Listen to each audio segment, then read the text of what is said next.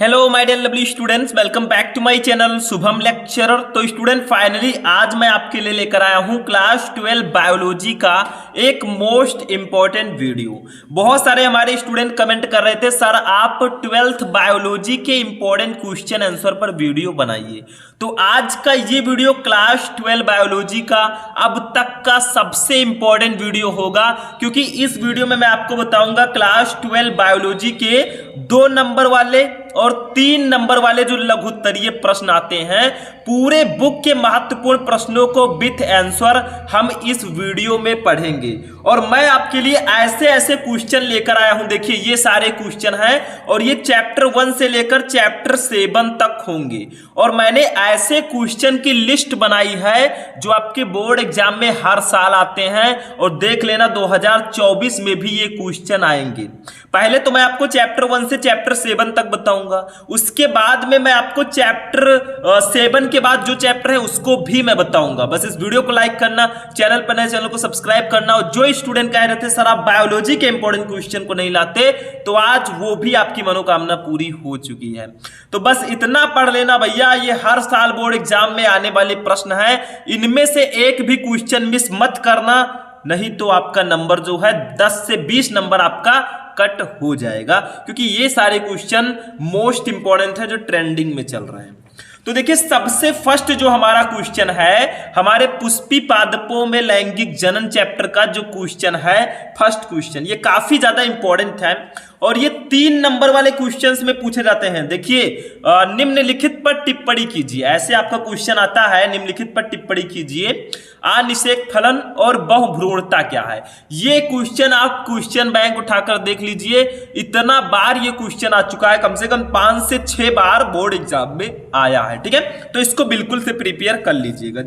देखिए सबसे पहले अनिषेक फलन पढ़ते हैं। अनिषेक फलन को हम इंग्लिश में कहते हैं पार्थिनोकार्पी। ठीक है, तो अनिषेक फलन का मतलब क्या होता है?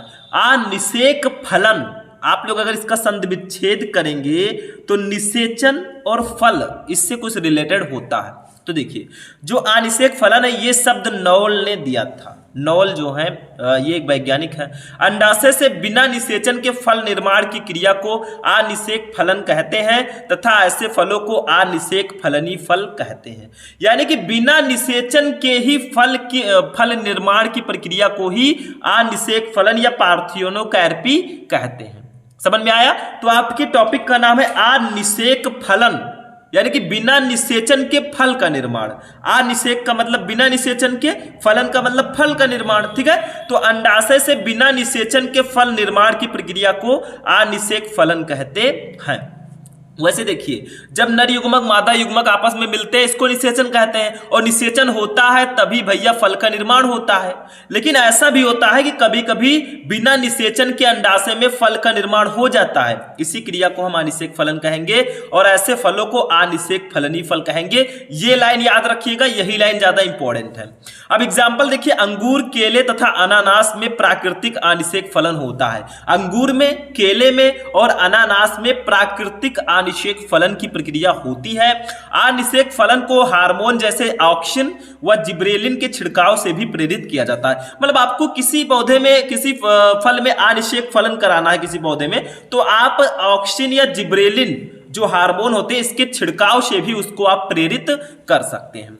अनार, नारियल या उन फलों में जिनमें खाने योग्य भाग बीज का है अनिषेक फलनी फल बनाना बेकार है। यानी कि जो अनार होते हैं, नारियल होते हैं, या वो फल जिनमें खाने योग्य जो भाग होता है वो बीज का हो, ठीक है, वो अनिषेक फलनी फल उसको आप नहीं बना सकते। तो अनिषेक फलन क्या होता है एक लाइन में, कि अंडाशय से बिना निषेचन के फल निर्माण की प्रक्रिया को ही अनिषेक फलन कहते हैं, कुछ है ही नहीं। ठीक है, एक लाइन का आंसर आपका है।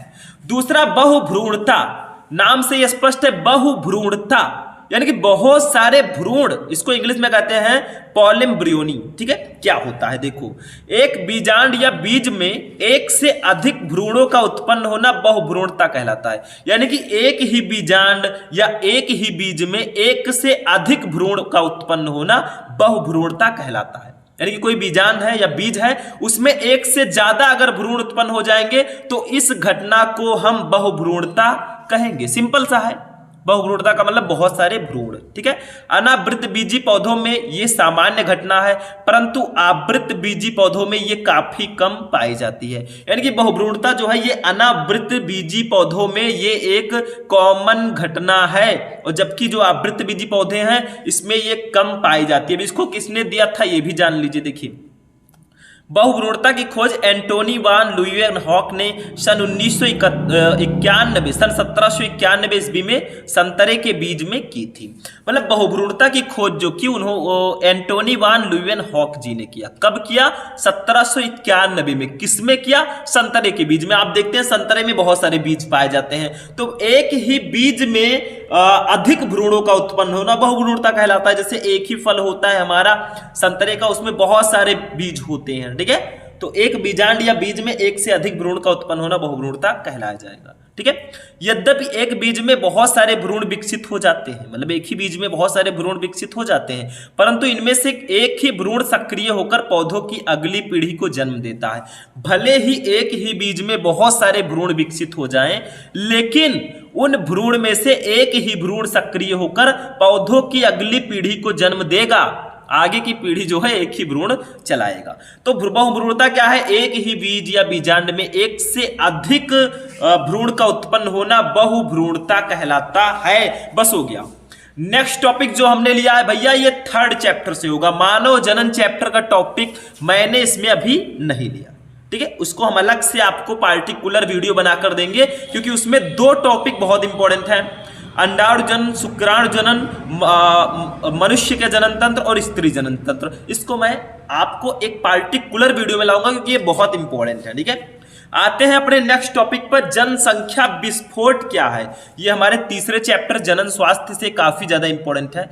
जनसंख्या विस्फोट के कौन से कारण है, ऐसे क्वेश्चन आता है। देखिए, बायोलॉजी में एक ही क्वेश्चन को कई प्रकार से दिया जा सकता है। ये ध्यान रखिएगा, एग्जामिनर जो है आपका जो IQ लेवल है उसको टेस्ट करता है। एक ही क्वेश्चन को 2-3 तरह से दे सकता है, तो ध्यान में रखिएगा, ठीक है। जनसंख्या विस्फोट के कौन से कारण है? देखो, जनसंख्या विस्फोट का मतलब जो लगातार आबादी बढ़ रही है तीव्र गति से, उसी को जनसंख्या विस्फोट कहते हैं। विस्फोट होगा, ठीक है। देखिए, विश्व की आबादी 2 व्यक्ति प्रति सेकंड या 2 लाख व्यक्ति प्रतिदिन या 60 लाख व्यक्ति प्रति माह या लगभग 7 करोड़ प्रति वर्ष की दर से बढ़ रही है। मतलब हमारे विश्व की जो आबादी है वो प्रति सेकंड 2 आदमी, 2 लाख व्यक्ति प्रतिदिन, एक दिन में 2 लाख व्यक्ति पैदा हो रहे हैं भाई, और 60 लाख व्यक्ति प्रति माह, यानी कि 2 लाख का 30 से गुणा कर दीजिए, 60 लाख आदमी हर महीने जन्म ले रहे हैं। या लगभग अगर फाल में बात किया जाए तो 7 करोड़ लोग प्रति वर्ष बढ़ रहे हैं, ठीक है। तो आबादी कितनी ज्यादा हो जाएगी आने वाले समय में आप खुद समझ सकते हैं, ठीक है। समझ में आया? जैसे जो हमारा इंडिया है अभी तक चाइना से पीछे था, लेकिन आज उसने चाइना को भी पीछे कर दिया। तो आबादी लगातार बढ़ रही है, ठीक है। तो विश्व की आबादी बहुत तेजी से बढ़ रही है। आबादी में इस तीव्र गति से वृद्धि को जनसंख्या विस्फोट कहते हैं। यानी कि आबादी का रैपिडली बढ़ना ही, तीव्र गति से बढ़ना ही जनसंख्या विस्फोट है, ठीक है। मतलब जनसंख्या विस्फोट क्या है? लगातार आबादी, लगातार जनसंख्या का बढ़ना ही जनसंख्या विस्फोट कहलाता है, ठीक है। और यह मृत्यु दर में कमी और जन्म दर में वांछित कमी ना आने के कारण होता है। मतलब मृत्यु दर में कमी हो रही है। क्यों कमी हो रही है? क्योंकि स्वास्थ्य चिकित्सा काफी ज्यादा आपको मिल रही है। बहुत सारे लोग हैं, पहले क्या होता था, इलाज के कारण लोग की मृत्यु हो जाती थी, तो लोगों की मृत्यु होती रहती थी, इधर लोग पैदा होते रहते थे, तो बराबर बैलेंस बना रहता था। अब क्या हुआ है, मृत्यु दर में कमी आई है, क्योंकि हमारे पास स्वास्थ्य सुविधाएं काफी ज्यादा हैं, बड़े से बड़े रोग का इलाज हो चुका है आज। तो इससे स्वास्थ्य जो है मृत्यु दर में कमी है, मृत्यु दर में कमी है, और जन्म दर जो है लगातार बढ़ रही है, तो जनसंख्या बढ़ेगी, लाजमी है। अब देखिए दूसरी चीज, जनसंख्या में वृद्धि एवं इसके कारण क्या है, आखिर क्यों बढ़ रही है। देखो, किसी भी क्षेत्र में एक निश्चित समय में बढ़ी हुई आबादी या जनसंख्या को जनसंख्या वृद्धि कहते हैं। जनसंख्या वृद्धि क्या है? किसी भी क्षेत्र में एक निश्चित समय में बढ़ी आबादी या जनसंख्या को जनसंख्या वृद्धि कहते हैं। जनसंख्या वृद्धि के निम्नलिखित कारण है। देखो, स्वास्थ्य सुविधाओं के कारण मृत्यु दर में कमी आई है। मतलब स्वास्थ्य सुविधाएं मिल रही हैं आप सभी को, मृत्यु दर में लगातार कमी आई है, ठीक है। बूढ़े भी जवान हो रहे हैं। दूसरा देखिए, जनन योग्य व्यक्तियों की संख्या में वृद्धि, मतलब जनन योग्य व्यक्तियों की संख्या में वृद्धि हो रही है। ठीक है, आयु से पहले ही बच्चे जवान हो रहे हैं। क्यों हो रहे हैं? क्योंकि यहाँ पे ऐसी ऐसी चीजें हैं, स्मार्टफोन सबके पास है, उसमें एडल्ट चीजें बच्चे देख रहे हैं, जिससे वो जो है उनमें जो है जनन योग्य व्यक्ति वो पहले ही जनन योग्य हो जाते हैं। ठीक है, तो जनन योग्य व्यक्तियों की संख्या में वृद्धि हो रही है। जहां हमारे लिए स्मार्टफोन लाभकारी भी है, हम उससे पढ़कर अच्छा मार्क ला सकते हैं, उसी से पढ़कर बहुत आगे बढ़ सकते हैं, उसी से बिजनेस भी कर सकते हैं, वहीं उसी का बच्चे मिसयूज भी कर सकते हैं। ठीक है, तो ये ध्यान रखिएगा। तीसरा, अच्छी स्वास्थ्य सेवाओं के कारण जीवन स्तर में सुधार होना, ये भी कारण है। चौथा, अशिक्षा के कारण व्यक्तियों को परिवार नियोजन के साधनों का ज्ञान ना होना और परिवार नियोजन के तरीकों को पूर्ण रूप से अपनाया जाना, मतलब अशिक्षा है, बहुत ज्यादा अनएजुकेटेड लोग हैं। हम दो हमारे दो का जो नारा है, मतलब हम कपल हमारे दो बच्चे। ठीक है, अगर इस पर लोग काम करें तो आज जनसंख्या ना बढ़े, लेकिन अशिक्षा है। अशिक्षा के कारण व्यक्तियों को परिवार नियोजन के साधनों का ज्ञान नहीं है कि आखिर दो बच्चे रहेंगे। बहुत सारे लोग सोचते हैं 4-5 बच्चे पैदा हो जाएंगे, बड़े होंगे, चारों पांचों कमाएंगे, हम राज करेंगे, आराम से धुआं उड़ाएंगे। तो ये सारी चीजें, यही गलतफहमी है। वो अशिक्षित लोग हैं। जो शिक्षित लोग हैं, दो तीन बच्चे पैदा करने के बाद वो बच्चे पैदा नहीं करते, क्योंकि उनको पता है इसको क्या खिलाएंगे, क्या पिलाएंगे, कैसे इसको आगे बढ़ाएंगे, हमारा विकास कैसे होगा, उसको पता है। तो अशिक्षा के कारण परिवार नियोजन के साधनों का ज्ञान नहीं है और परिवार नियोजन के तरीकों को पूर्ण रूप से अपनाया जाना, ठीक है, अपनाया जाना चाहिए। ठीक, तो ये सारी चीजें कारण है। पांचवा देखिए, वैज्ञानिक एवं तकनीकी प्रगति के कारण खाद्यान्नों के उत्पादन में भी वृद्धि हुई है। छठवां, सामुदायिक स्वास्थ्य कार्यक्रमों द्वारा अनेक महामारियों का समूल रूप से निवारण हो गया है। ठीक है, जो भी महामारी थी जिससे लोग की मृत्यु होती थी, अब उसका निवारण है भैया, उसकी दवा है, खा लो, आराम से घूम रहे हैं। ठीक है, तो ये सारी चीजें, जितनी ज्यादा सुविधाएं होंगी, जन्म मृत्यु दर में कमी आएगी और जन्म दर जो है बढ़ेगा, धीरे धीरे जनसंख्या बढ़ेगी। सातवां, सामाजिक रीति रिवाजों के कारण पुत्र प्राप्ति की चाह में दंपत्ति संतान उत्पन्न करते रहते हैं। यानी कि एक और कारण है, कुछ लोगों के लड़कियां पैदा होती हैं 2-3 लगातार, फिर वो सोचते हैं, एक पैदा हुई तो सोचते हैं दूसरी बार लड़का होगा, फिर लड़की पैदा हो गई, फिर अब तो लड़का होगा ही होगा भाई, फिर तीसरी बार पैदा हो गई, ऐसे ऐसे करके लड़कियां पैदा होती हैं। ठीक है, तो सामाजिक रीति रिवाजों के कारण पुत्र प्राप्ति की चाह में, मतलब पुत्र के जन्म के चाहत में संतान उत्पन्न करते रहते हैं, ये भी जनसंख्या वृद्धि का एक कारण है। ठीक है, और लड़के और लड़कियां भाई सब बराबर है मेरे अकॉर्डिंग, ऐसा कुछ नहीं होना चाहिए, ऐसी चीजें नहीं फैलनी चाहिए। जो एमनियोसिंथेसिस है, उल विभेदन है, उस पर भी बैन लगाया जाना चाहिए, क्योंकि उसके द्वारा जो है एमनियोटिक द्रव को निकालकर सुई में भरकर उसको चेक कर लिया जाता है, लड़का है लड़की है, लड़की होती है उसका भ्रूण हत्या करवा दिया जाता है। ये सरासर अपराध है, इस पर बैन लगना चाहिए। ठीक है, आपका क्या ख्याल है? आगे बढ़ते हैं, नेक्स्ट टॉपिक हमारे नेक्स्ट चैप्टर से होगा, चैप्टर नंबर 4 से, वंशागति एवं विविधता के सिद्धांत। टॉपिक बहुत इंपॉर्टेंट है।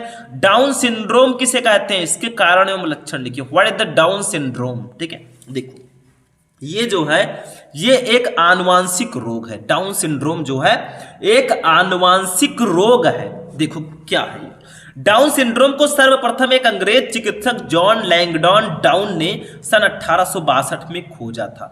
मतलब डाउन सिंड्रोम की खोज अंग्रेजी चिकित्सक जॉन लैंगडॉन डाउन ने किया था 1862 में। देखिए डाउन इनके नाम में है, इसीलिए इन्होंने नाम रखा डाउन सिंड्रोम। ठीक है, तो डाउन सिंड्रोम को सर्वप्रथम एक अंग्रेज चिकित्सक जॉन लैंगडॉन डाउन ने सन 1862 ईस्वी में खोजा था। यह रोग गुणसूत्रों में संख्या की अनियमितता के कारण होने वाले परिवर्तनों से होता है। हमारे अंदर गुणसूत्र 46 पाए जाते हैं, और जब गुणसूत्रों में अनियमितता आती है तब डाउन सिंड्रोम रोग होता है। देखो मनुष्य में कभी कभी गुणसूत्रों की संख्या 46 के स्थान पर 47 हो जाती है। मतलब जब 46 के स्थान पर 47 गुणसूत्र हो जाएंगे, डाउन सिंड्रोम उत्पन्न हो गया। ठीक है, बड़ा अजीब रोग होता है, अभी बताऊंगा मैं। यह अतिरिक्त गुणसूत्र 21वें समजात जोड़े में तीसरा बढ़ जाने के कारण होता है। मतलब हमारे अंदर 46 गुणसूत्र पाए जाते हैं। अगर जोड़ी में बात किया जाए पेयर्स में, तो 23 जोड़े यानी कि 23 जोड़े पाए जाते हैं। तो जो 21वां जोड़ा होता है उसमें 2 होना चाहिए, एक जोड़े में 2 होते हैं बट 3 हो जाता है, इसीलिए डाउन सिंड्रोम होता है। इसे डाउन संलक्षण भी कहते हैं। ये अतिरिक्त गुणसूत्र बच्चों की बुद्धि के सामान्य विकास को रोक देता है। मतलब जो 46 से 47 गुणसूत्र हुआ, 21वीं जोड़ी में 2 के जगह 3 गुणसूत्र हुए तो भैया डाउन सिंड्रोम हो गया। और ये गुणसूत्र बच्चे की बुद्धि के सामान्य विकास को रोक देगा, बच्चा बुद्धिमान नहीं होगा, मूर्ख। देखिए, संख्या में अधिक गुणसूत्र का कारण प्रायः अंडकोशिका के निर्माण में होने वाली गड़बड़ी के कारण भी हो सकता है ये, ठीक है। अंडकोशिका का जो निर्माण होता है महिलाओं में, उसमें अगर गड़बड़ी हो जाती है तो भी ये हो जाता है। 47 गुणसूत्रों वाली ऐसी संतान का मस्तिष्क अविकसित होता है, यानी कि जिसको डाउन सिंड्रोम हो गया उसका मस्तिष्क अविकसित रहेगा, सिर गोल रहेगा भैया, ठीक है, गोलू। होठ नीचे की ओर लटका रहेगा, होठ नीचे की ओर लटका रहता है, ठीक है। माथा अनावश्यक रूप से चौड़ा होगा, माथा भी चौड़ा हो जाएगा, डाउन सिंड्रोम होगा। त्वचा खुरदुरी होती है, आंखें तिरछी तथा पलकें वलित होती हैं और मुंह हर समय खुला रहता है। भाई मुंह हर समय खुला रहता है, कितना दुखद बात है, ठीक है। तो ये सारी चीजें लक्षण है, बहुत सारे लक्षण है भाई। ये रोग होने के बाद क्या हाल होता होगा जिसको होगा, माथा चौड़ा हो गया, सिर गोल, होठ नीचे की तरफ लटक गए, त्वचा खुरदुरी हो गई, आंखें तिरछी हो गई, पलकें वलित हो गई, मुंह खुला रहेगा, तो बच्चा क्या, ठीक है। तो ये सारे प्रॉब्लम्स हैं। ये मंद बुद्धि होते हैं, और इतना ही नहीं, मंद बुद्धि भी होते हैं, दिमाग के कमजोर। इनके जननांग तो सामान्य होते हैं, मतलब जननांग तो सामान्य होंगे भैया, जो जनन अंग होते हैं, किंतु पुरुष नपुंसक होते हैं। तो यहां पे जो है पुरुष नपुंसक होते हैं भाई, बाकी सब तो ठीक था लेकिन ये वाला ज्यादा प्रॉब्लम है, ठीक है। यही कारण है कि इस आनुवांशिक रोग को मंगोलिक बेवकूफी या मंगोलिक जड़ता भी कहते हैं। भाई बेवकूफ होंगे तो बेवकूफी भी कहा जाएगा, ठीक है। तो इतनी सारी कमियां होती हैं। डाउन सिंड्रोम जो होता है, मैं संक्षेप में बता देता हूं, डाउन सिंड्रोम एक आनुवांशिक रोग है। ये गुणसूत्रों की अनियमितता के कारण होता है। हमारे अंदर सामान्य रूप से 46 गुणसूत्र पाए जाते हैं, यानी कि 23 जोड़े, लेकिन डाउन सिंड्रोम होने के बाद 47 गुणसूत्र हो जाता है, जो कि 21वीं जोड़ी गुणसूत्र में एक गुणसूत्र बढ़ जाने के कारण होता है। इसमें जो डाउन सिंड्रोम में जो लोग होते हैं, जिनको रोग होता है, उनका सिर गोल, होठ नीचे की ओर लटका रहता है, माथा चौड़ा होता है, त्वचा खुरदुरी, आंखें तिरछी, पलकें वलित होती हैं और मुंह हर समय खुला होता है। बुद्धि भी कम काम करती है, मंद बुद्धि होते हैं। और पुरुष जो है, इनके जननांग अच्छे होंगे लेकिन ये नपुंसक होंगे, और इसे जो है मंगोली बेवकूफी भी कहते हैं। बस हो गया, ठीक है। नेक्स्ट क्वेश्चन पे आते हैं, ठीक।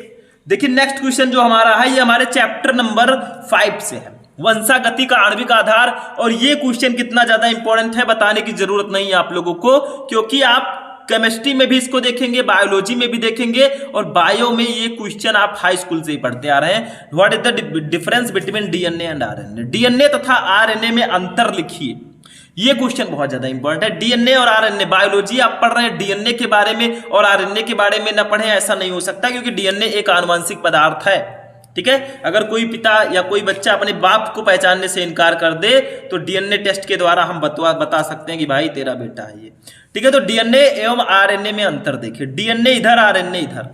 डीएनए में डीऑक्सीराइबोस शर्करा होती है, तो पता ही है हमको, क्योंकि डीएनए का फुल फॉर्म है डीऑक्सीराइबो न्यूक्लिक एसिड, आरएनए का फुल फॉर्म है राइबो न्यूक्लिक एसिड, ठीक है। तो डीएनए में डीऑक्सीराइबो शर्करा होगी, सिंपल सा है, ये तो ट्रिक है, इसको आप वैसे ही याद कर सकते हैं। पहला कारण, आरएनए में राइबोस शर्करा होती है क्योंकि इनका नाम है राइबो न्यूक्लिक एसिड, क्या है, ट्रिक है, समझ लो।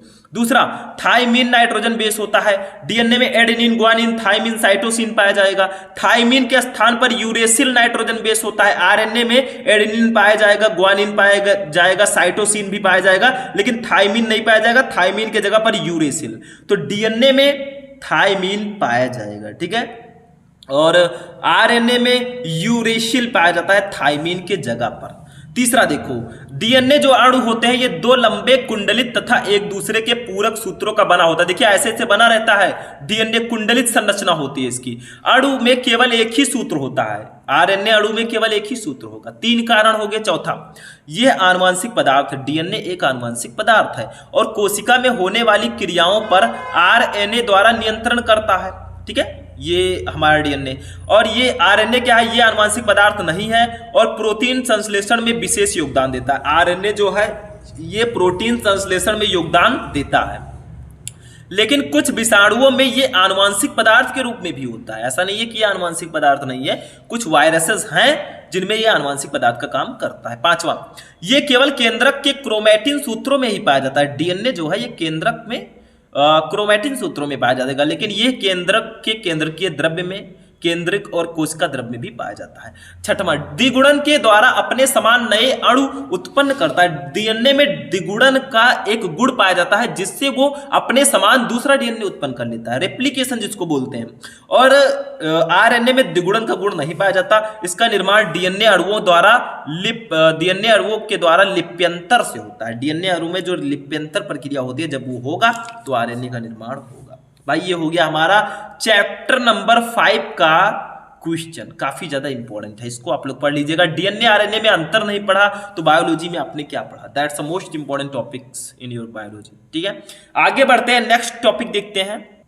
अब देखिए स्टूडेंट, हमारा नेक्स्ट टॉपिक जो है कितना ज्यादा इंपॉर्टेंट है मैं लफ्जों में बयान नहीं कर सकता, क्योंकि ओपैरिन की परिकल्पना पर टिप्पणी कीजिए। वैसे 1-2 साल ये चैप्टर हटा दिया गया था, इस बार फिर से दे दिया गया है, और इसमें ओपैरिन की परिकल्पना काफी ज्यादा इंपॉर्टेंट है, यानी कि हमारे जीवन की उत्पत्ति कैसे हुई इसके संबंध में ओपैरिन की परिकल्पना दी गई है। ठीक है, समझ में आया? ओपैरिन एक वैज्ञानिक है। देखो ओपैरिन की परिकल्पना, यदि पृथ्वी पर रासायनिक उद्विकास के फलस्वरूप जीवन की उत्पत्ति के संबंध में विस्तृत और सर्वमान्य परिकल्पना रूसी जीव रसायन शास्त्री एआई ओपैरिन ने सन 1924 में भौतिकवाद या पदार्थवाद के नाम से प्रस्तुत की। यानी कि हमारे जीवन की उत्पत्ति कैसे हुई है, जैसे हम लोग अभी हैं तो हम लोग जीवित हैं, हमसे पहले क्या था जब हम लोग नहीं थे, जब मनुष्य नहीं थे इस पृथ्वी पर, तो कैसे जीवन की उत्पत्ति हुई, उसके बारे में ओपैरिन जी ने अपनी परिकल्पना की है। उन्होंने रासायनिक तरीके से बताया है, यदि पृथ्वी पर रासायनिक उद्विकास के फलस्वरूप जीवन की उत्पत्ति के संबंध में विस्तृत और सर्वमान्य परिकल्पना रूसी जीव रसायन शास्त्री एआई ओपैरिन ने सन 1924 में भौतिकवाद या पदार्थवाद के नाम से प्रस्तुत किया। अभी मैं बताऊंगा कैसी परिकल्पना है इनकी। देखिए ओपैरिन की यह परिकल्पना 1936 में उनकी पुस्तक द ओरिजिन ऑफ लाइफ में छपी। यानी कि ओपैरिन जी की जो ये परिकल्पना है ये सन 1936 ईस्वी में उन्हीं की book the origin of life में छपी। ओरिजिन ऑफ लाइफ का मतलब जीवन की उत्पत्ति। ऐसी ही परिकल्पना अंग्रेज वैज्ञानिक हैल्डन ने जो 1961 में भारतीय नागरिक बन गए थे, मतलब अंग्रेज वैज्ञानिक हैल्डन है जिन्होंने 1961 ईस्वी में वो भारतीय नागरिक बन गए थे, सन 1929 में उन्होंने भी प्रस्तुत की। इस परिकल्पना के अनुसार पृथ्वी की उत्पत्ति और फिर इस पर जीवन की उत्पत्ति की पूरी प्रक्रिया को हम संक्षेप में 8 चरणों में बांट सकते हैं। आखिर कैसे पृथ्वी की उत्पत्ति हुई होगी, कैसे जीवन की उत्पत्ति हुई होगी, उसको हम 8 चरण में बांट सकते हैं। सबसे पहला चरण देखिए परमाणु प्रावस्था, ऐसा माना जाता है सबसे पहले परमाणु आया। ठीक है, परमाणु प्रावस्था। दूसरा अणुओं एवं सरल अकार्बनिक यौगिकों की उत्पत्ति, पहले परमाणु उत्पन्न हुए, फिर उनसे अणु एवं सरल अकार्बनिक यौगिक उत्पन्न हुए, दूसरा चरण हो गया। तीसरा कार्बनिक यौगिकों की उत्पत्ति एवं विकास। देखिए परमाणु से अणु बने, अणु से कार्बनिक यौगिक बने, अकार्बनिक से कार्बनिक यौगिक बने। चौथे चरण में कोलाइड्स, कोएसरवेट्स, वैयक्तिकता तथा रासायनिक स्वाधीनता, ठीक है, ये बना। उसके बाद में धीरे धीरे करके वो आए जो शायद अभी भी है। देखिए कौन? 5वें चरण में एक उत्प्रेरक तंत्रों, जीन्स जो होते हैं हमें जो लक्षणों को निर्धारित करते हैं, ठीक है, जीन्स, वायरसों तथा प्रारंभिक जीवों की उत्पत्ति हुई। 5वें चरण में उत्प्रेरक तंत्रों, जीन्स, वायरसों तथा प्रारंभिक जीवों की उत्पत्ति हुई। छठा चरण प्रारंभिक पूर्व केंद्रकीय कोशिकाओं की उत्पत्ति हुई। 7वें में स्वापोषण की उत्पत्ति हुई और 8वें चरण में सुकेंद्रकीय कोशिकाओं अर्थात प्रोटिस्टा की उत्पत्ति हुई। तो ऐसे हम जीवन की उत्पत्ति को 8 चरणों में समझ सकते हैं, जो 8 चरण मैंने अभी आपको बताए। काफी ज्यादा इंपॉर्टेंट है ये टॉपिक, ओपैरिन की परिकल्पना। हालांकि इसमें और भी टॉपिक्स हैं, जैसे उत्परिवर्तन हो गया, अनुकूली विकिरण हो गया, जो डार्विन और डार्विनवाद हो गया, ठीक है, ये सारी चीजें तो अभी मैं आगे वो भी बताऊंगा। वैसे अभी मैंने एक एक चैप्टर के एक एक क्वेश्चंस को इंक्लूड किया है, ठीक है। अब हम आएंगे अपने चैप्टर नंबर 7 पर भैया। नाम है मानव स्वास्थ्य एवं रोग, और हमारे दृष्टि से ये काफी ज्यादा इंपॉर्टेंट चैप्टर है भाई, क्योंकि मानव स्वास्थ्य एवं रोग, इसमें एक टॉपिक है अमीबीय पेचिस क्या है, इसके लक्षण, रोकथाम एवं चिकित्सा का उल्लेख कीजिए। पेचिस आपने नाम सुना होगा, ठीक है, नॉर्मल बातें हैं, होते रहते हैं, ठीक है, स्वास्थ्य में। तो अमीबिएसिस या अमीबीय पेचिस क्या है, आखिर ये किस कारण होता है, इसका रोकथाम कैसे करें, कुछ दवा भी मैं आपको बताऊंगा, ठीक है। यहाँ पे लिख कर नहीं दूंगा क्योंकि आप समझ नहीं पाएंगे डॉक्टर वाली भाषाएं। देखिए, अमीबिएसिस अथवा अमीबीय पेचिस, आमातिसार अथवा अमीबिएसिस नामक बीमारी एक प्रोटोजोआ एंटमीबा हिस्टोलिटिका द्वारा होता है। देखिए, एक प्रोटोजोआ होता है एंटमीबा हिस्टोलिटिका, इसी के कारण आमातिसार या अमीबीय पेचिस होता है। आखिर क्यों होता है? जैसे आप लोग कोई भी संक्रमित भोजन कर लेते हैं, कोई फ्रूट आप लेकर आए, उसको बिना धोए खा लिए, पता नहीं कहाँ से आया होगा, उस पर एंटमीबा हिस्टोलिटिका चिपका हो तो क्या कर लो, ठीक है। तो ये एंटमीबा हिस्टोलिटिका द्वारा होता है। एंटमीबा की ट्रोफोजॉइट अवस्था बड़ी आंत में हिस्टोलाइटिक विकर स्रावित करके घाव पैदा कर देती है। जो हमारी बड़ी आंत होती है, ठीक है, उसमें क्या करती है, एंटमीबा हिस्टोलिटिका विकर जो है वो ट्रोफोजाइट अवस्था जो उसकी है वो हिस्टोलाइटिक विकर स्रावित करके उसमें घाव उत्पन्न कर देती है बड़ी आंत में। अब भाई घाव उत्पन्न हो जाएगा तो खून बहेगा, खून बहेगा तो पेचिस हो जाएगा, ठीक है। अब देखिए, इन घावों से रक्त, म्यूकस आदि मल के साथ पेचिस के रूप में बाहर निकलते हैं। मतलब मल के साथ, स्टूल के साथ रक्त और म्यूकस भी बाहर निकलते हैं। ये परजीवी चतुष्केंद्रीय पुटिकाओं के रूप में रोगी के मल के साथ बाहर आते हैं, ठीक है, देखे होंगे, तथा संक्रमित भोजन एवं जल द्वारा दूसरे मानवों में पहुंचकर रोग फैलाते हैं। मतलब ये जो है जैसे मधुमक्खी है या कोई भी चीज है, वो स्टूल पे बैठी, स्टूल का मतलब क्या हुआ, ठीक है, तो जब उस पर बैठी तो वो कहीं अलग जाएगी, दूसरे कोई भोजन कर रहा है या कुछ भी कर रहा है उसको प्रदूषित करेगी, उस पर बैठी, फिर वहां से उसको फैला, ऐसे ऐसे ये फैलाते रहते हैं, ठीक है। संक्रमित भोजन, देखिए, संक्रमित भोजन एवं जल द्वारा दूसरे मानवों में भी पहुंचकर रोग फैलाते हैं। इस रोग को फैलाने में घरेलू मक्खियों का बड़ा हाथ रहता है भाई। जो घरेलू मक्खियां होती हैं उनका बहुत बड़ा हाथ होता है, कहाँ से उठकर कहाँ बैठ जाएं कोई भरोसा नहीं उनका, ठीक है, तो बचा कर रहेंगे। आगे देखिए, कभी कभी यह परजीवी फेफड़ों, यकृत व मस्तिष्क में पहुंचकर सूजन व घाव का कारक बनता है। भाई बड़ी हद तक तो ठीक था, लेकिन जैसे जैसे ये फेफड़ों में, यकृत में और मस्तिष्क में पहुंचकर भी आपको नुकसान पहुंचा सकते हैं। होता क्या है जब ये हो जाता है किसी को अमीबीय पेचिस, देखिए, इस रोग के होने पर पेट में दर्द व ऐठन बनी रहती है, वमन की इच्छा होती है। वमन का मतलब क्या होता है, उल्टी, ठीक है, जिसको आपने पढ़ा होगा। वह पेट भारी रहता है, सिर में दर्द व शरीर कमजोर हो जाता है। सिर में दर्द रहेगा और शरीर भी कमजोर हो जाएगा, ठीक है। श्लेष्मा व रक्त युक्त दस्त हो जाते हैं, मतलब खून वाले उल्टियां भी हो सकती हैं आपको, दस्त, ठीक है। रोगी की आंखों के आसपास काले घेरे बन जाते हैं, वह चेहरा मुरझा जाता है भाई। तो अमीबिएसिस में ये सबसे बेकार होगा, जो रोगी की आंखों के आसपास काले घेरे बन जाते हैं, ठीक है, ये सबसे बेकार है। क्योंकि कोई भी है, मान लीजिए स्कूल जा रहा है, उसको अमीबी पेचिस हो गया, काले घेरे बन जाएंगे, क्रीम व्रीम सब बेकार हो जाएगा, ठीक है। तो इसीलिए काफ़ी बेकार रोग है। तो बहुत सावधानी से रहिए, जो भी फल फ्रूट खाइए, भोजन करिए, एकदम साफ सुथरा, हाथ वाथ धो के बढ़िया से, नहीं तो हैंड वॉश नहीं करेंगे तो खुद बाद में पछताना पड़ेगा, ठीक है। तो इसीलिए कहा जाता है हाथ हमेशा हैंड वॉश करके ही भोजन करें, चाहे जो हो, क्योंकि आप कहाँ, मतलब क्या कर रहे थे, क्या नहीं कर रहे थे, कहाँ से क्या हुआ, तो ये सारी चीजें हाथ के द्वारा आपके भोजन तक जाएंगी और भोजन से आपको प्रदूषित करेंगी, और जिससे आपको हो सकता है पेचिस। रोकथाम व उपचार कैसे, भोजन को अच्छी तरह से पकाकर खाना चाहिए, कच्चा भोजन बिल्कुल ना खाएं, तथा फल आदि ठीक प्रकार से धोने चाहिए। फल या सब्जी कुछ भी हो, फल हो तो उसको धोकर खाना चाहिए, धोकर यूज करें। नियमित रूप से नहाना भी जरूरी है, ठीक है, ठंडियों में भी नहाएं सुबह सुबह। नाखून काटना, नाखून भी काटना है नेल कटर से। भोजन से पूर्व हाथ धोना चाहिए। देखिए, जो जो मैंने बताया वही सब आ रही है आगे। आपको फ्रूट्स खाएं, उसको धोकर खाएं, भोजन को अच्छी तरह पकाकर खाएं, आधा कच्चा भोजन मत खाएं, नियमित रूप से नहाएं, नाखून काटें, भोजन से पहले हाथ धोएं, ये बहुत जरूरी है। स्वच्छ जल का प्रयोग करना चाहिए। रोगी को स्वस्थ मनुष्यों से अलग रहना चाहिए। जो रोगी है, पेशेंट है, जो पेशेंट अमीबिया पेचिस का, उसको रोग स्वस्थ मनुष्यों से अलग रहना चाहिए, क्योंकि उसको भी फैला सकता है, ठीक है। रोग हो जाने पर आप फ्यूमेजिलिन, इरेथ्रोमाइसिन, बायोमिबिक डी, डिपेंडोलम, डाइडोक्विन, ट्राइडेजोल, मेट्रोजिल, एमजोल आदि औषधियों का उपयोग कर सकते हैं, लाभकारी होता है। मतलब ये सारी दवाएं हैं आप फ्यूमेजिलिन, इरेथ्रोमाइसिन, बायोमिबिक डी, डिपेंडोलम, डाइडोक्विन, ट्राइडेजोल, मेट्रोजिल, एमजोल आदि औषधियों का प्रयोग कर सकते हैं अमीबिये पेचिस होने पर, बट ऐसा ना ही हो तो अच्छा है भाई। ठीक है, तो स्टूडेंट चलिए आगे बढ़ते हैं।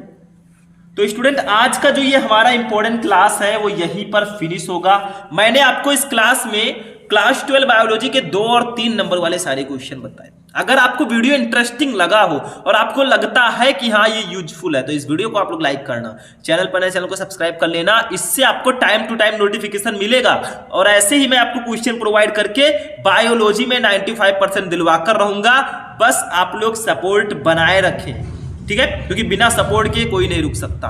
तो आज की क्लास यहीं पर फिनिश होगी, मिलेंगे हम नेक्स्ट वीडियो में नेक्स्ट टॉपिक के साथ, तब तक के लिए जय हिंद।